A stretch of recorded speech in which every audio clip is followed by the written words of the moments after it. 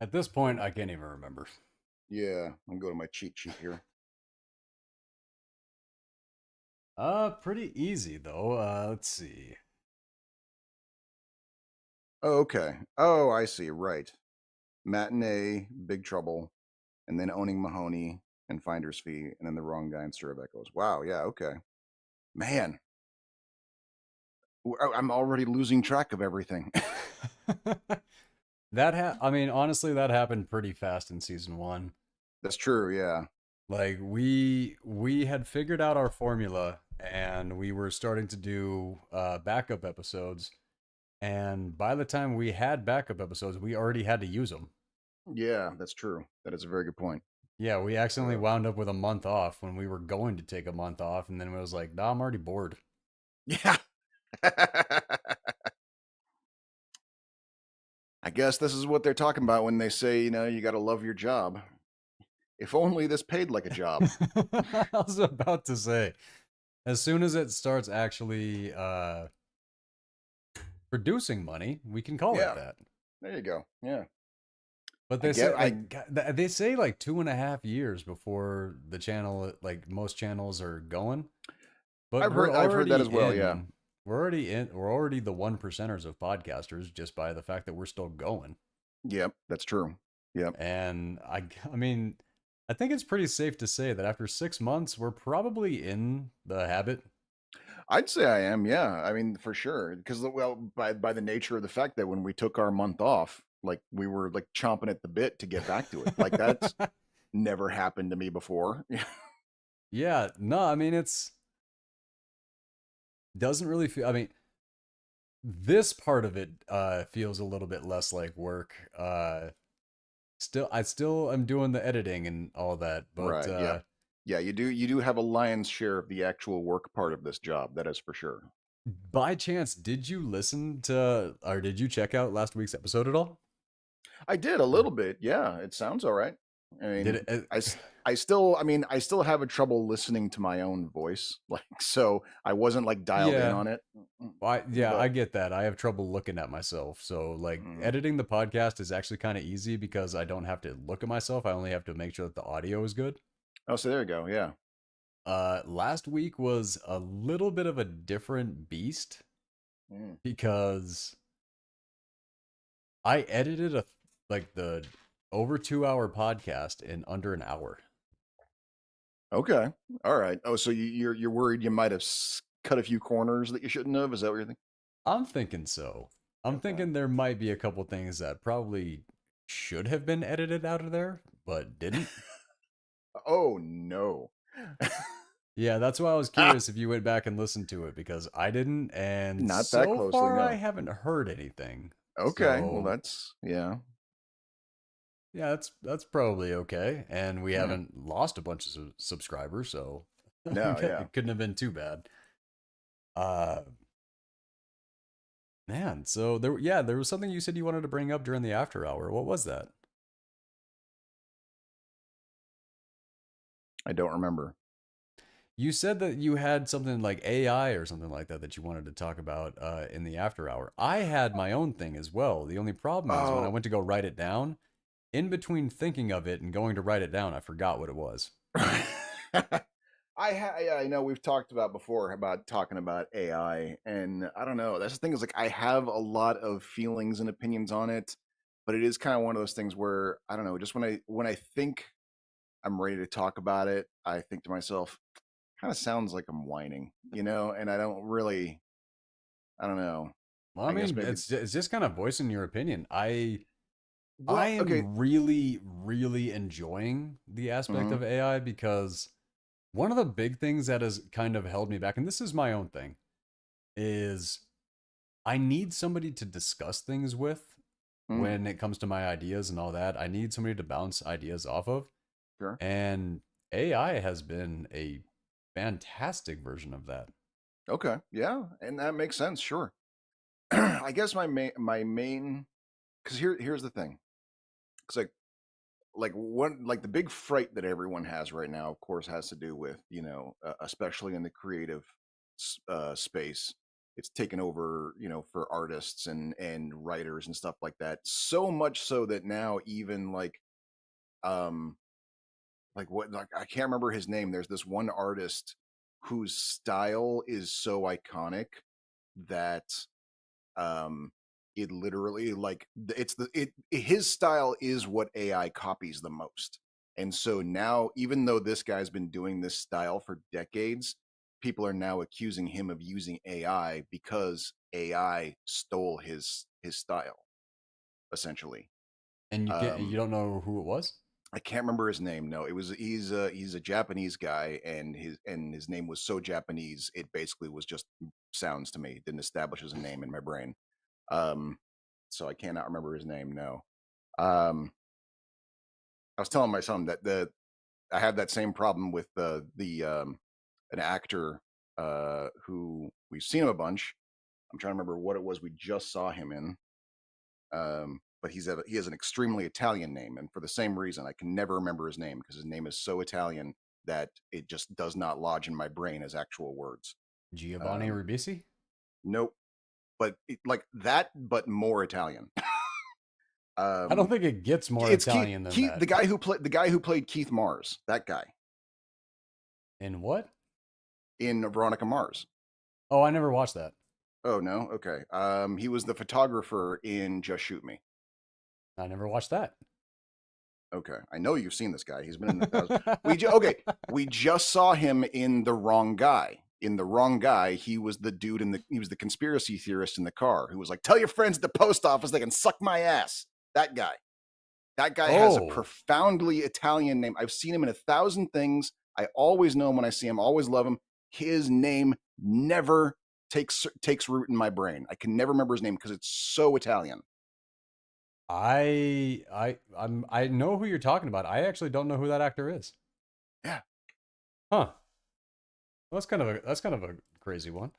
Um, no, with all these conversations and articles and everything, and where robotics has come, and they're talking Hmm. about household robots by 2026. Oh, sure. Yeah. The only thing that I think I talked a little bit about this earlier, but the only thing that has really held me back from jumping in on the AI thing is I want to I want it to be an investment. Hmm. I want to start the AI program, and whatever AI program I start tailoring to my personality and all of these things, Oh, I sure. want that to be a uploadable and downloadable personality to where when I have like when robots become a thing, because realistically I'm not even 40 yet, so there's a Right. chance I still got another 40 years. Sure. And Easy. based off of what has happened in the last 40 years, household robots are coming, Oh, sure, yeah. I have that's the thing. It's like with all this stuff, this is all kind of like it's on the way. There is no stopping it, that's for sure. right? It's a question of like what can we do about it to make sure it does more good than damage? And that's the difficulty. And that's what I think what's everyone's most arguing about. And I think in a large part a lot of people don't either they don't know what they can't figure out what the answers are, or whatever answers they figure out seem too unwieldy and impossible in today's society that it can't be done, so they're like, maybe we should just stop this until we figure it out. And I get that feeling. It's unrealistic, but I get it. It is um way unrealistic because you yeah, can't get 8 billion people to agree on that. no, of course not. Yeah. And I think okay, so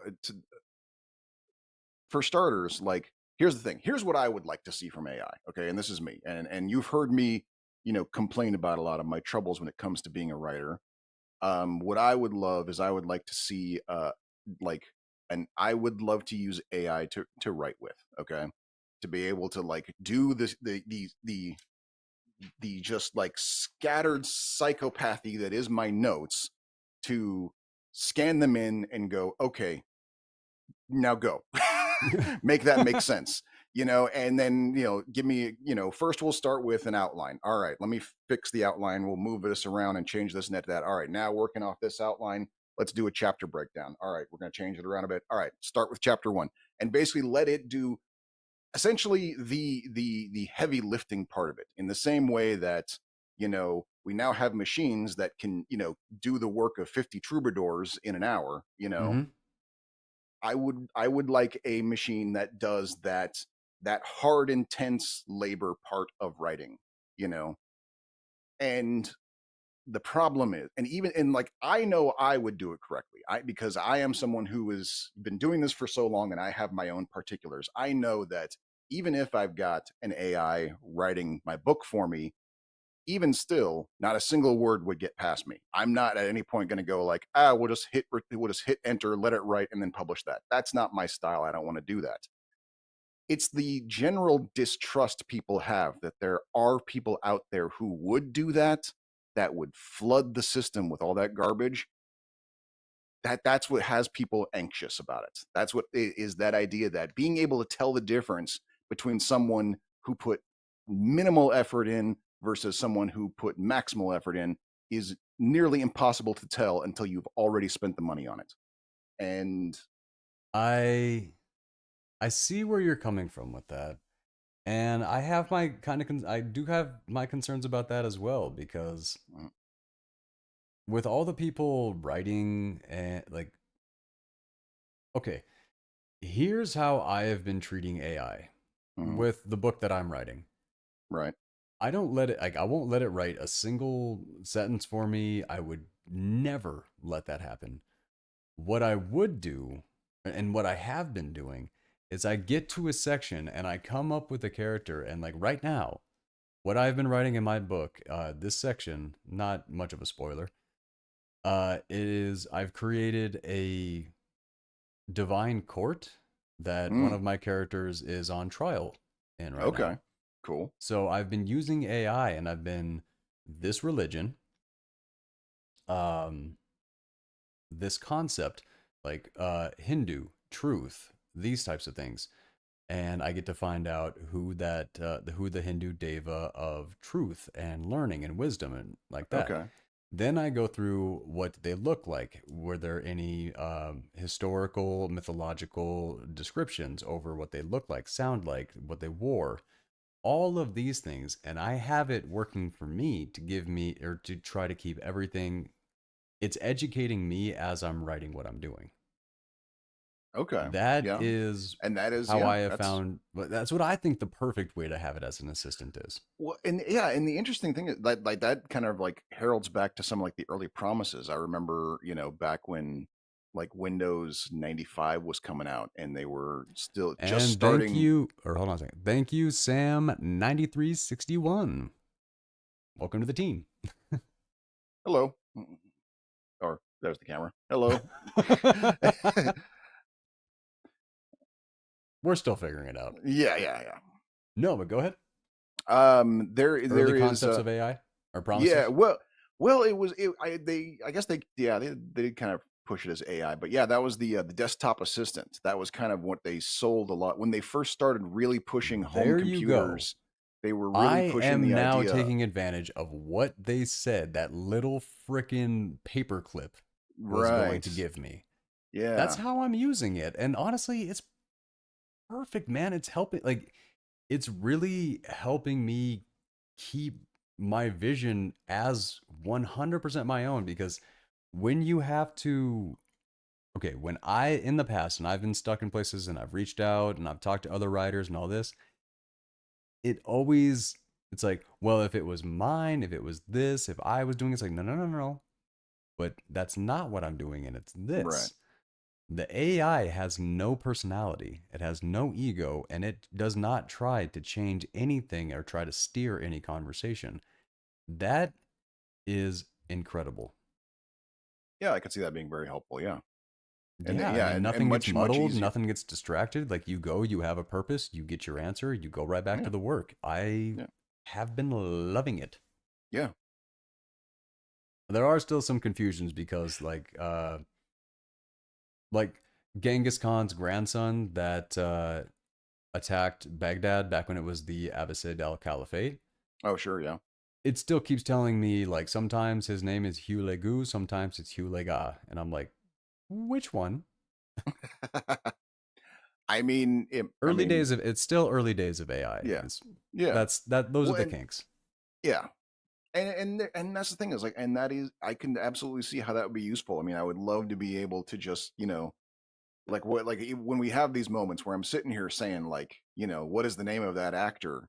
Like, I would love to just go, like, what is that name of that actor? And then like the little like robot on my desk goes like, "You're talking about this guy." I'm like, "Oh, thank you, robot." All right, because the Yeah. robot's been listening to the whole conversation. They know what I'm talking about, and so that No, that would I be I handy for sure.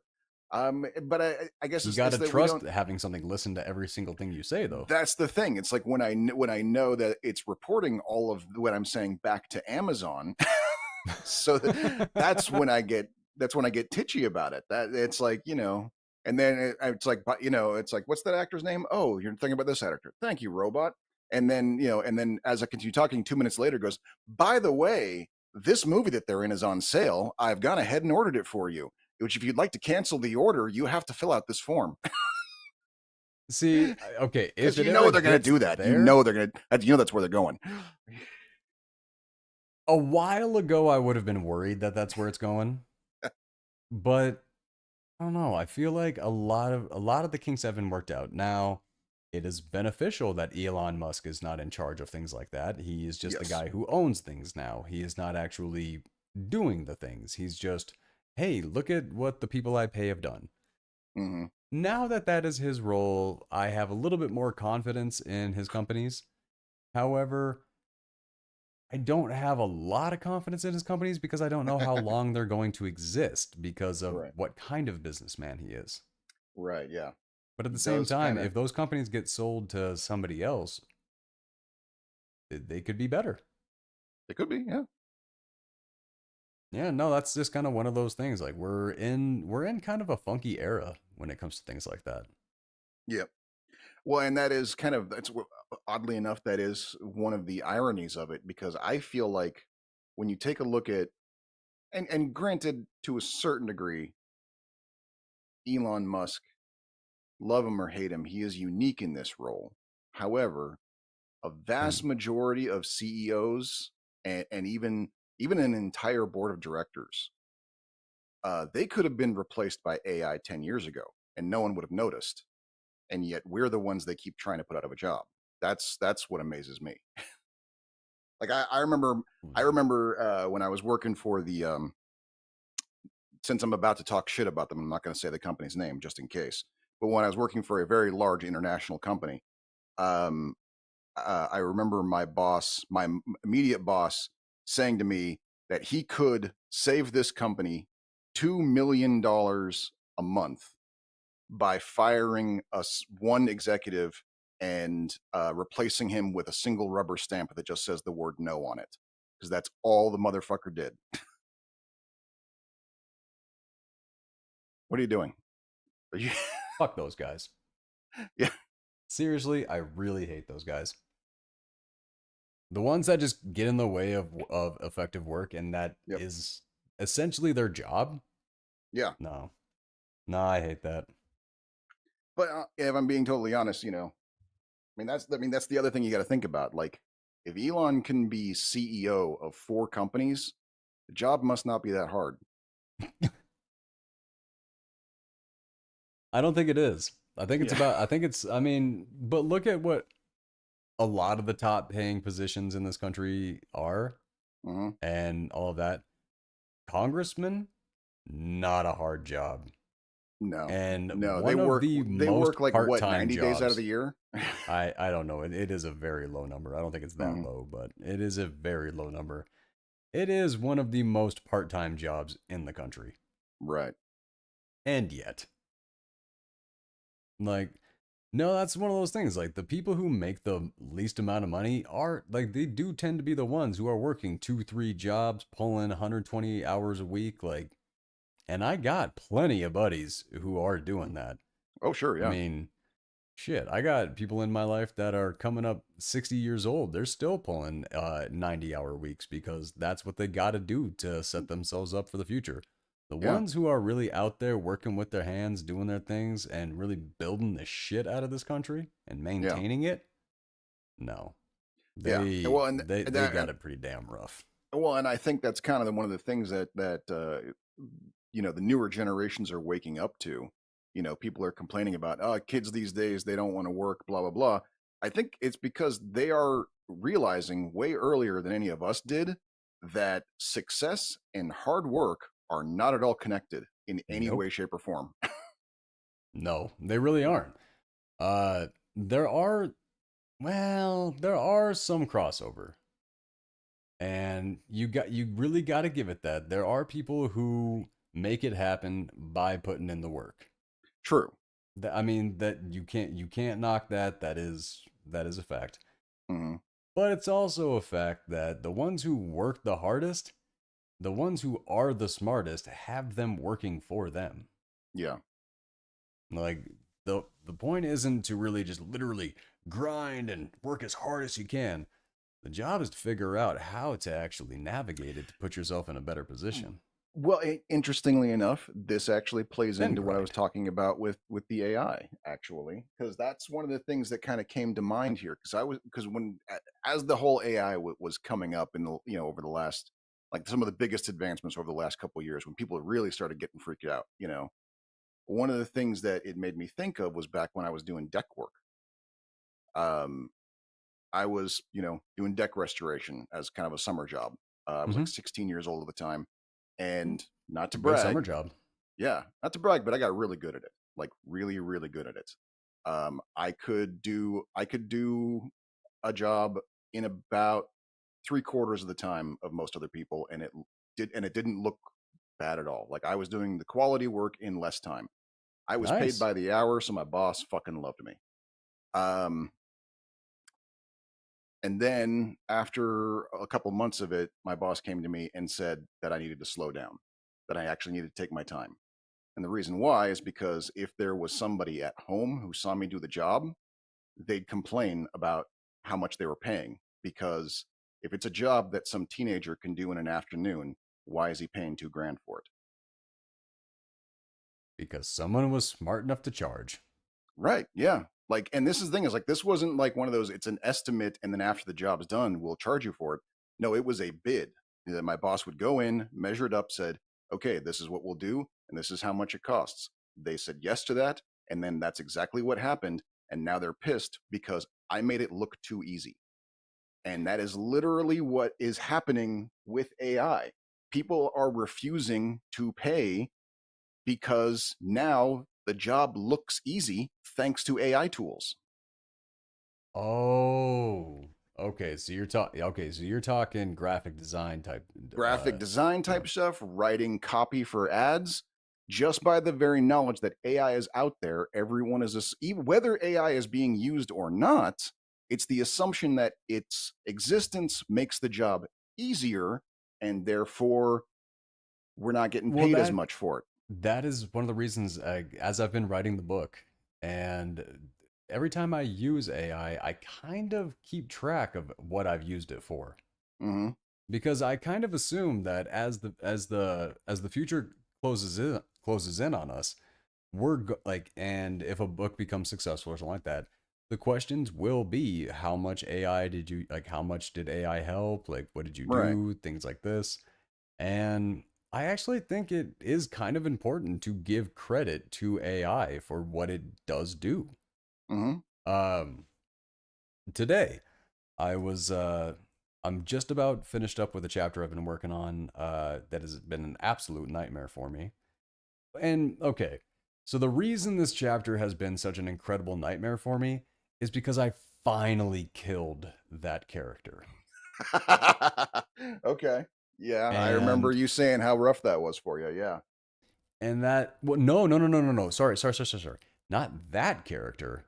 I got a few more chapters before the end of the book. Oh, That's the end okay. of the book character. When I kill that character, I'll be calling you to say please proofread. Okay. Um no, the character has been like one of the primary antagonists up until this point, Oh, okay. and Okay. that storyline has come to a close. Oh, I see what you're saying. And that's what the trial is, it's leading into the trial about whether or not it was a justified kill. Is that what you're saying? And that, well, no, okay. Wow. Yeah. Wow. I have a lot in this book. No, so the one who actually set that one up, she Hmm. is the one who wound up on trial. Oh, And okay. everything was kind of sorted through and all that, and I'm still kind of finishing those details out. But when I got to the trial, I realized I put this character in front of 33 Hindu devas that have every power that you can possibly imagine. They're going to get to the truth of why she did this. Mm-hmm. Why did she do this? Uh-oh. You've And I thrown a hat over the fence.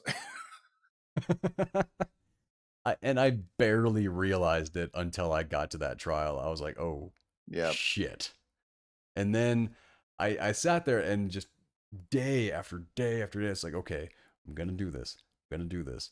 And I'm like, what if this is the wrong call? I'm like, and then like, and it took every single piece of me that I had just to finally put those words down and then be Mm-hmm. like, if I have to change it, I can change it. But the first bit of feedback that I got on the scene when I had somebody else kind of proofread it and so it makes sense, she said that it was beautiful and fierce. Oh, The way that nice. I the way that I the way that I killed her. That's wow. Yeah.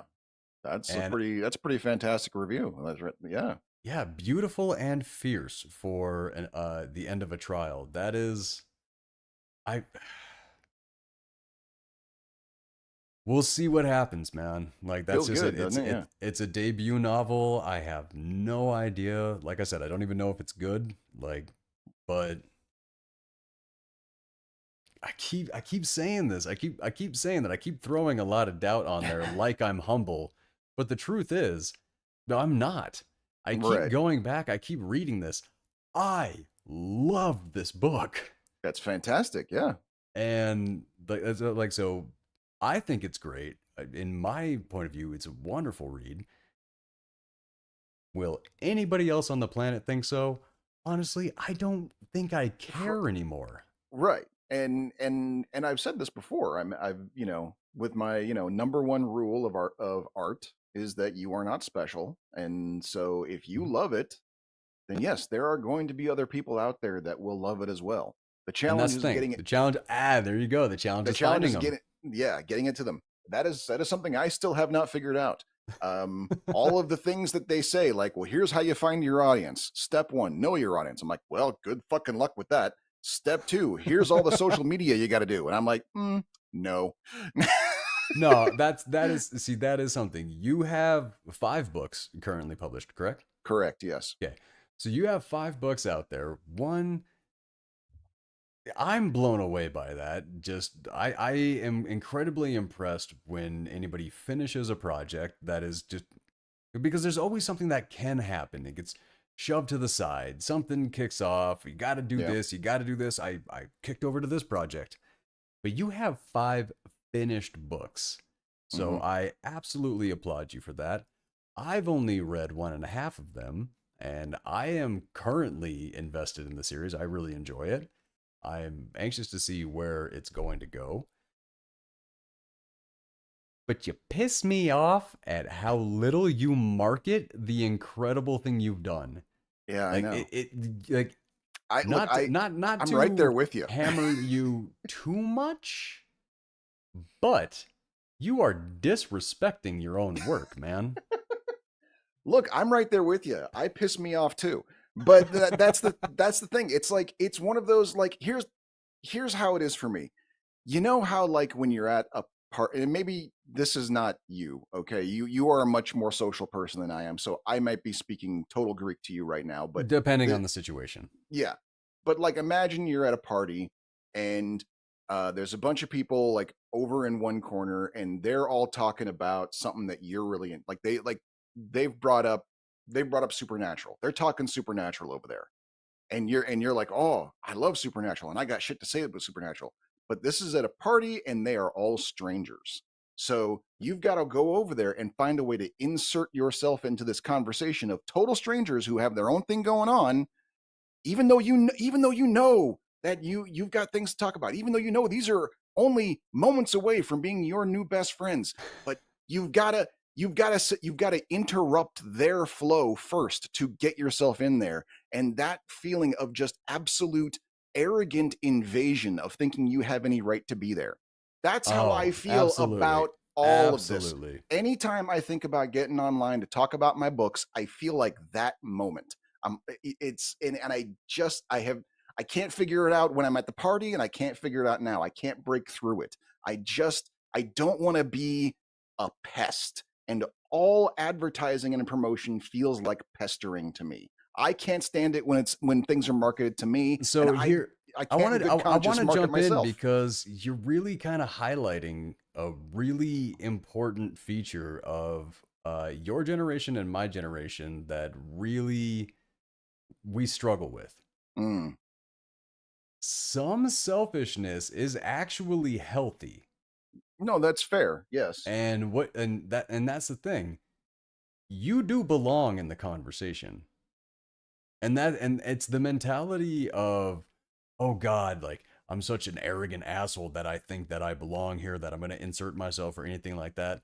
No, you are alive. You walk this planet. You belong wherever the fuck you find yourself to be. I mean, there are exceptions, of course. And but I remember Just out of being curiosity, which ones came to mind? What did you think to yourself? Oh no, he doesn't belong here or here, but we'll skip over that. no, we're skipping over that. Uh, no, there's okay, no, I'll say it. There was one time I was when I was in LA, I was working as a brand ambassador for like smoking cessation, Oh, and okay. weirdly they kept putting me in like smoke shops, and but well, it did kind of make sense to have me there. The weird part was the smoke shops let me be there. Like, Yeah, that is a little odd. yeah, it's kind of odd. But I wound up in North Hollywood on an off street at an Armenian smoke shop where it was just the hangout, you know, Armenian. I made friends with some Armenians, some Mexicans, some black people, Romanian. Like it was kind of Okay. a, it was kind of So a, it was a for pretty cool an army neighborhood. for an Armenian neighborhood, it was very eclectic even beyond that. Yeah, like I thought, I thought it was a pretty cool little group there. Every Nice. time I went there, I had fun. I had a lot of laughs. There was one time though, dude came in and he was cracking jokes and all this, and I had spent the whole day laughing, having fun, hanging out in a smoke shop in North Hollywood, just kind of Yeah. having fun. And as soon as I laughed, lone white boy in there, and when you're looking out of your own eyes, you kind of tend to forget that you don't belong there. Right. Yes. Yep. And that's kind of what happened to me is I spent all day and I was having all this fun and everything, and I was having a good time. And I was laughing along with one of his jokes, and he kind of looked at me and he went, "You don't laugh." And Wow. I Okay. took a moment and I just looked and I was like, "Yep, I knew where the fuck I was." Right. Okay. That was the thing. I had met people, and when I left, I came back and went, "Hey, where's this dude?" And they're like, "Oh no, he's because he got shot and is now dead." Oh And man. they barely responded. That is a regular part of their life. So that was the neighborhood that I was in. So when I had a dude come in with a way expensive car, fancy, like not fancy clothes, but you know, there was money Sure. behind those clothes and the jewelry and all that stuff. When he told me you don't laugh, I was like, no, I Gotcha. don't. Yep. Dude Okay. came back like 3 hours later, and he went home, he took a nap, he took a shower, he came back, he apologized. Oh, okay. But the thing that happened That's in very nice. between, I agree. But the thing Mhm. that happened in between is when he left, after that, they looked at me and went, that was the right call. Like they were like scared. Like when they were Wow. like when he said that and he looked at me and I just kind of looked around, I realized what was going on around me, and they were like, "Oh, he's about to die." Oh, wow. Okay. And then I did not act like myself. I shut the personality down because usually me, I would have had some jokes, I would have cracked a few back, something like that. Right. No. So, like I The said, alarm bells went off to just shut up. Yeah. yes, there are situations that no, you wherever you find yourself, you may not belong. So there are exceptions. Uh, But in something like that, man, it happens to me too because not like I don't get stopped by the fear Mm. as much as other people do because too many times I've tried too many times, I've failed too many times, and I've realized by now it does not matter. There's And always another conversation. Hell, there's probably a conversation on the other side of the room. Like yeah, it and just doesn't matter. logically speaking, I get it. And there have even been times in which I have miraculously been able to break through, usually drunk. And it Yeah, works out that and does it works help. out fine, you know. So it's like I get it. Like intellectually speaking, I understand that what I am saying is crazy, but that doesn't help me in my own head. Like But that's all the books that they write, all the for all like a lot of like trauma healing, ADHD, all of these things, mm, there's really nothing to it but to do it and then get used to it. Like the first okay. time you do it, heavy anxiety, everything like dude, like when I left North Dakota, when I got in my Jeep and I came out, I for the first few hours, I was doing everything I could just to get as far away from North Dakota as fast as I could to make it too far to turn back. Because Mm, all I wanted to do was turn back. right. And I had to make sure that I So got that far away. And once I did, I got scared of something else.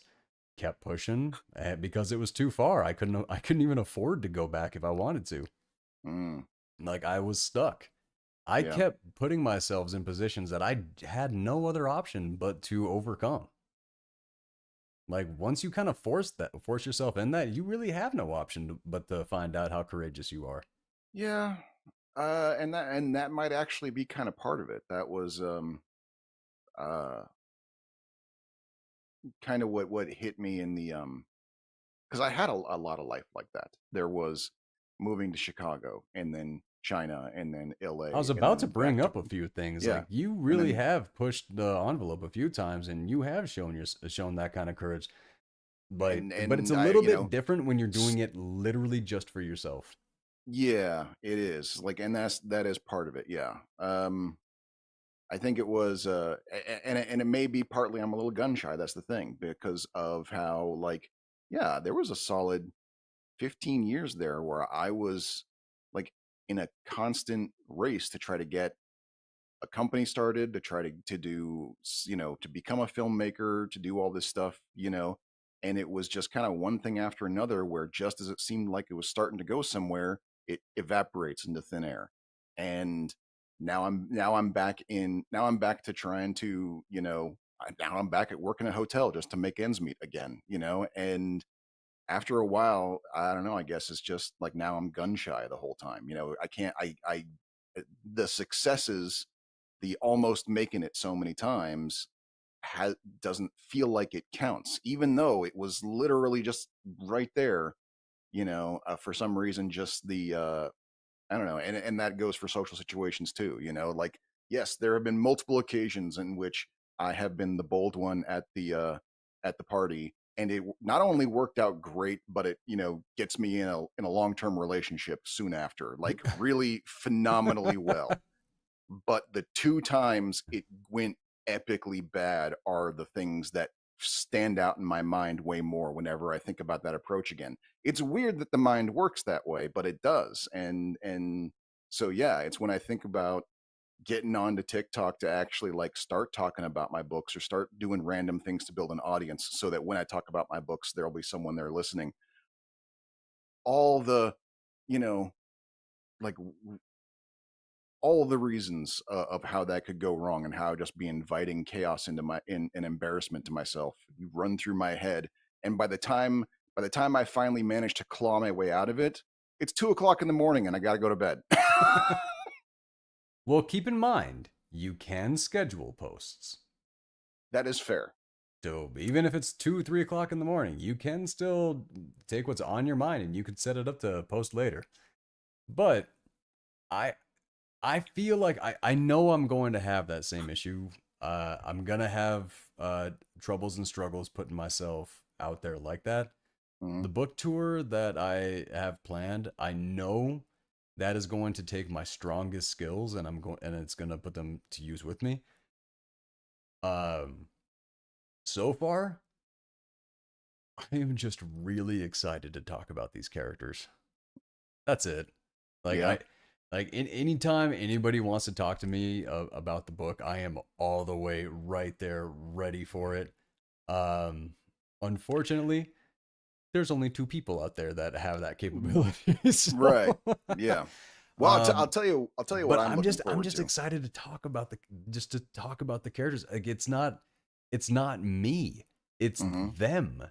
Even Yeah. though they are me. It's like a weird separation that as much as I am going to benefit, profit, and everything for everything that I'm going to be talking about them, Right. I feel like Esmeralda and Ryuki, I feel like they are actual people that I'm crazy proud of.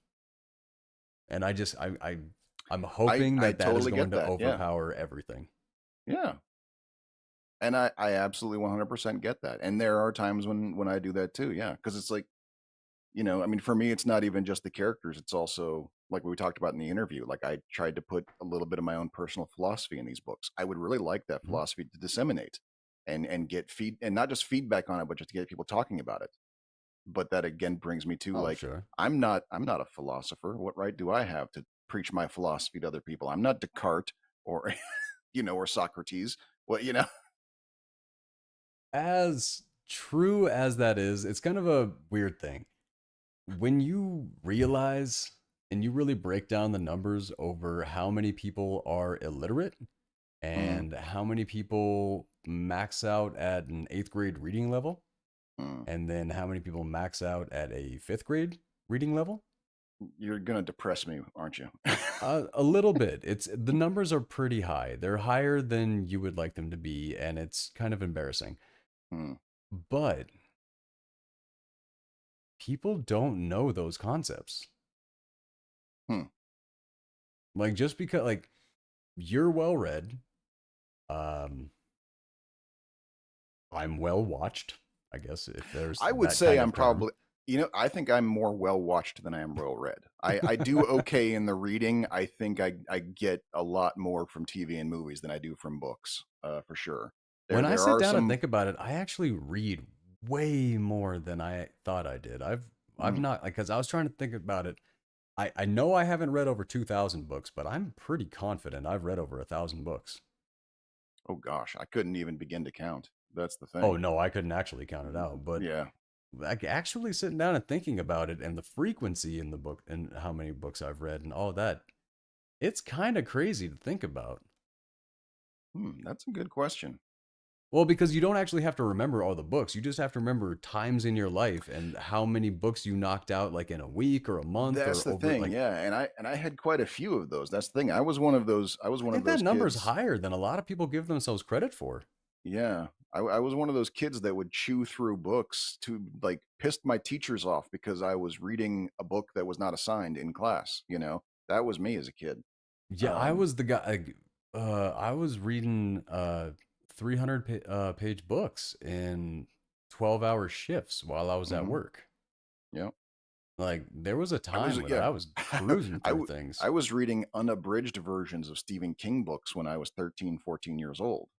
You shouldn't have been doing that. I know, I realize that now, but the damage was done. Oh, I get it. I get it. I think back to like I was just in North Dakota and I was hanging out with my niece and my nephew and they wanted to watch a movie and I was like, "Hell yeah." And then they made some suggestions. I was like, "Hell no." Because like, I was thinking about I was like, "Wait a minute, but you're 14, you're 10." And then I thought What? back to the movies I was watching when I was 14 and that I Right. was watching when I was 10 and I went, "Oh, that's fucked up." Because I'm looking at this 10-year Yeah. old going, I loved Pet Cemetery and it when I was Hmm. your age. What? Oh, I'll do you one better, man. I remember when I was okay. First of all, here was the crazy thing. When this was not too long ago. I think when my kids were about, I want to say 10, 12 years old, is when I decided to show them the original Highlander for the first time. I straight up forgot there was a sex scene in that movie. There's this there's a sex Yep. scene in Highlander? Yep. I think I Yep. saw it on TBS too many times. I don't know if I've ever actually seen the uncut Highlander. Okay. But yes, the original Highlander No, it has, takes place in the present day. yes, in the present, yeah, with the Never new, mind, I do remember that. yep, yeah, in the fancy loft, right after he tells her, by the way, I'm immortal, and stabs himself to show her. It's right after that. And yeah, and that was kind of one of those like, oh yeah, no, this movie's a classic. Watch this. And they were having fun, and the sword fights are all great. And then this scene happens, and I'm like, oh shit. I forgot this was here. Oh, and I'm looking at the kids and I'm like, oh, what do I do? What do I do? Be cool, be cool, be cool, be cool, We be kicked cool. on Top Gun, and I was like, cool, Top Gun, we're good. All of a sudden, take my breath out. I was like, wait a minute. Because we're also sitting there playing Uno, and I'm like, and I looked at the TV, and then I had to, my brain started doing mental gymnastics because I was like, okay, which one was worst? Hot Gun or Hot Shots? Which one had the, which one was more suggestive? And then, like, I swear to God, my niece, like, Yep. realized it. She's like, we watch this at Grandma and Grandpa's all the time. And I'm like, okay, Right. Yeah. Yep. No, cool. but Because I here's know the this is one of my dad's favorite movies. So I'm like, yeah. okay, all right, But all here's the right. crazy. But here's where like the crazy part comes from it. Like not just that I forgot that scene was in there, but the fact the first time I saw Highlander, I was 7, and my babysitter and I watched it together 4 times in one day. And yet, All right. That, so that's the 80s for you, for starters. sure. And secondly, somehow 7-year-old me did not remember that part of the movie so many years later. Okay. You just brought a crazy, weird story to mind. Mhm. My babysitter, she was barely, I mean, you know how babysitters are, they're barely older than you. Right, yeah. And my babysitter had an illness, and she was not long for this world. Okay. So we were watching like The Secret Garden, and I swear she was like literally 2 or 3 years older than me. Like it was kind of like it was at that age where like you're at the age is like, why do I need a babysitter? Right, And yeah. why is my babysitter somebody who probably needs a babysitter? It was a um, wild time, man. Like it was the it Wild was West we were living in. okay, but we were watching The Secret Garden, Okay. and she's like, "Have you ever been kissed?" And I was like, Oh, "Yeah." okay. This So is so she gave wow. so she like gave me like my first kiss type deal. This is a Dateline episode, sir. No, no, like I said, we were kids, not Okay. I was a kid and she was a grandma. Right. Okay. All No, right. no, we were kids. And Okay. All I'm right. I'm pretty sure like there was like an older babysitter somewhere else in the house, but I just can't remember. The real babysitter and the official babysitter. I'm thinking so like I said, this situation did not make sense. Hmm. But what I found out later on, and I gave her that kiss. What I Because you're a found out later, gentleman. of course, and she was Yeah, cute, but mostly the gentleman thing. No, she right. was cute. But I found out years later she pulled that same shit on like 20 dudes. She Yeah. was a little scam artist, and like Yeah. and it's true, she was not long for this world, but she was having she was living with what little life she had. Sure. Yeah. Hey, good for her. You know. And I remember I told that story like I had pride in it and everything like that. Like that was God, what was that Mandy Moore movie? She's Where all she that. No, that's Rachel Lee Cook. Oh, okay. Then I forget. A Walk to Remember. Oh, okay. Like well, I guess like I learned about the movie A Walk to Remember, like it like reminded me of that story all the way back then. Hmm. And then I found out from somebody else, so like, yeah. this person's name?" And I was like, "Yeah." And they're like, "Yeah, she did that to me too." And just my heart Was it the same movie? shattered. No, I don't know. But like we were watching this, like, because you remember The Secret Garden, right? Vaguely, yes. It's been a long time, but yeah. Yeah, the sick kid. Yeah. So That's kind why of. I ask if it was the same movie, because if that's your go-to Oh, move, that's a good point. it's not like I mean, here's the thing. Here, I didn't bring this up when we did it in the show, but The Paper is my go-to movie. The Paper's gotten me laid like 5 times. Jesus Christ, The Paper? Yeah. Don't ask me why it works, but it does. It's No, I don't believe. I don't. No, The Paper. yeah.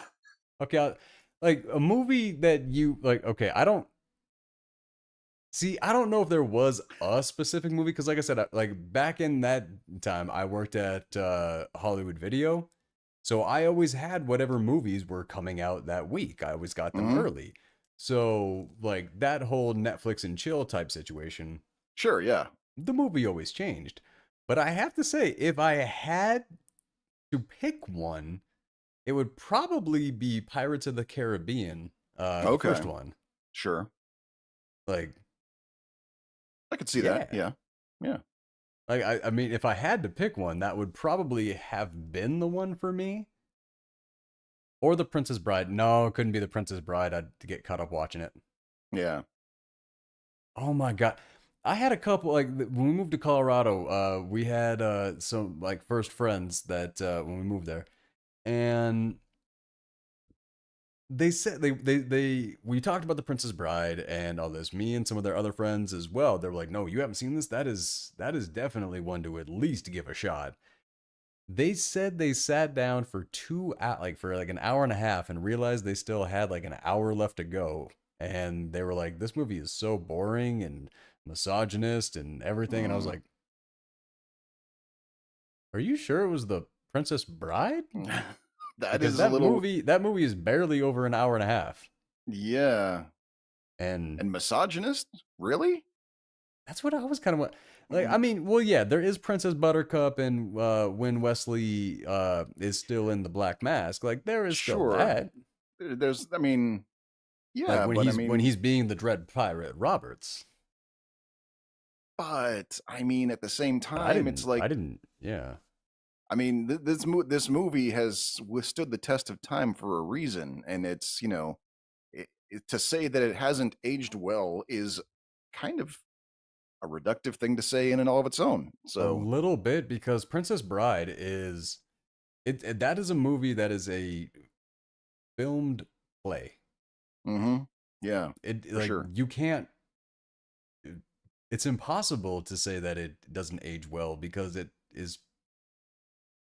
There's so few perfect movies out there. It would be a shame to ruin this one. For sure. Yep. And just the fact that people can't actually get the appreciation from it is kind of wild.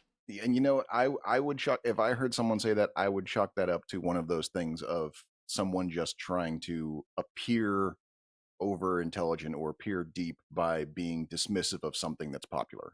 Like Because I've dealt with too many people like that to you know to delve too deep into it. yeah, but that's just like it really shocked me because I never watched The Princess Bride because of the title. Hmm. So Okay. when I saw it on VHS, everything like that, I was a kid. Nobody that I knew had seen it, so nobody told me any differently. Right. It wasn't until you guys. I don't Really? you Yeah, you remember watching Princess Bride in the basement of the house on 54th? No, I guess not. That's Okay. interesting. That was my when we did that. That was my first time watching that, and we made like a full-on movie night because when we talked Princess Bride, people were like, "Oh, I want to be there." When it got to the Inigo Montoya, like when he found the six-fingered man and he started doing all the different variations of how he practiced that line, Yeah. I very few times have I cried that hard to a Yeah. movie. And it's just like because there's so much subtext in that, and like because he never talks about all the different ways that he practiced it, but when he gets into that scene he does it all the different ways he could have ever possibly imagined saying it, and Mm-hmm. just Yeah. damn. No, yeah. Yo, I'm getting goosebumps just talking about that. That is no the fight I, scene between Inigo Montoya and the Dread Pirate Roberts or Wesley. mhm. I'm so that is still one of the best sword fight scenes in all of cinema history. Absolutely. Yeah. Definitely the most charming. Yeah, for sure. Yeah, no, I'm sure I don't remember that event at all. Are you sure I was there for that? Because I know I was kind of I know you lived in the house, so I just kind of yeah, but I assumed. wasn't always around. I had a life. I had a girlfriend who absolutely would have insisted being there. So I probably would have been there. Yes. I know. You see, like that's kind of the, Yeah, well. There was the fact that the girlfriend that you had at the time and the other person who lived in that house didn't really see eye to eye. there was that too. So So I I could guess it I was a could I could 50-50. actually imagine you guys finding out that we were doing that and then going over to her place and then watching it. Well, okay. Maybe? I could see that. But no, Hmm. that was the first time that I saw The Princess Bride, and it immediately became one of my top 20 films. Sure, yeah. And I get yeah, it's pretty shocking to like even now to think that it took you that long. Trying to think. I Considering it's think me, yeah, yeah. like Yeah, everything in that movie just screams Brad needs to see this, absolutely. and Yeah. nobody ever told me. Well, and that was kind of well, and I think it's kind of one of those things because that movie was such a phenomenon. I guess it never occurred to anyone that you hadn't seen it. Probably it that That was might be true. yeah.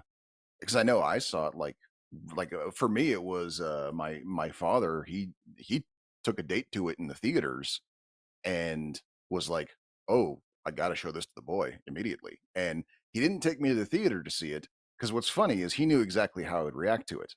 So what he did instead is he waited till it was on home video, then we watched the video because he knew that as soon as it was over, I was going to want a sword fight. So because he's a sensei, we went to the dojo at 11 o'clock at night while it was closed. He used his key to unlock it, and we sat there and shined each other for an hour. Oh man, that is How awesome that is is a that? hell of a memory. That is a Yeah. hell of a memory. You haven't put So that in anything yet? no, Man, that that that's a pretty niche memory, man. A couple of white guys doing karate shit in no, Oregon, no, no, like no, no. See, like, but you got to take the intent of that. You saw like your dad took you to a movie that he knew that or showed you a movie that he knew that you were going to love, and he had it set up that you had the capability of going and doing sword fighting after this movie about sword fighting. Then he did it with you. yeah, It doesn't really matter what is happening there. A father actually taking that time to do that with his son, start to finish. That is an incredible memory, man. Like, just damn good on you for having a memory like that.